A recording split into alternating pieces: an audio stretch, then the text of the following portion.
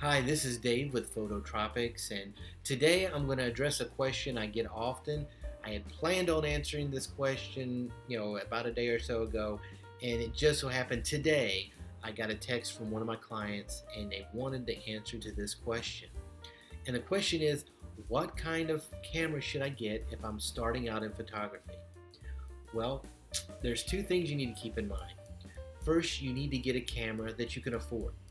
Now, there's no reason to go out there spending thousands of dollars for this expensive camera just because someone at the store told you it was great and it will take great pictures. But don't do that. Get one that you can afford. If this is all you can afford right here, then use that.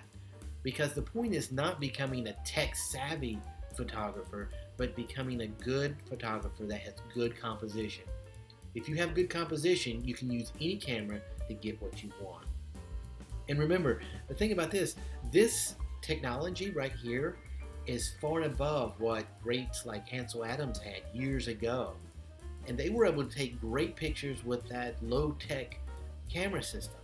How much more so can you do the same thing here? As a matter of fact, you can get apps that will simulate a DSLR on your iPhone.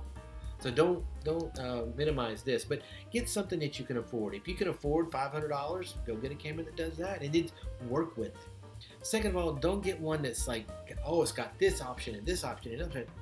You don't need to worry about that.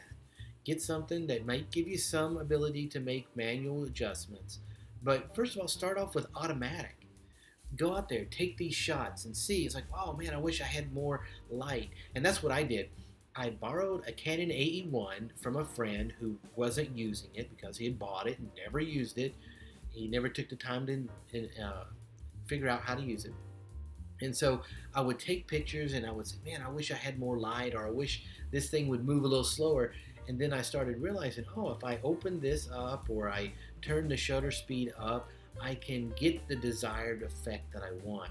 But I didn't know that until I failed at it, so to speak.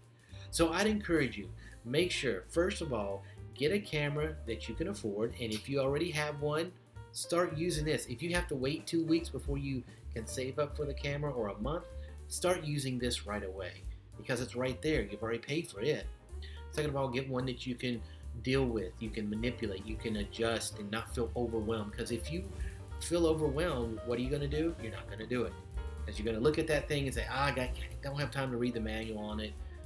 Granted, you want to watch some YouTube here, and we'll help you out. But at first, just get going, get the juices flowing, so to speak.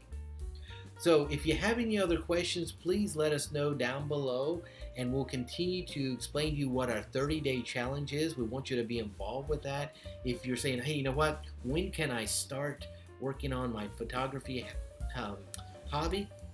April 1st. It's not a joke. It's not a fool. But we're going to start April 1st on our 30-day photographic challenge. Look forward to seeing you there, and we'll see you again soon.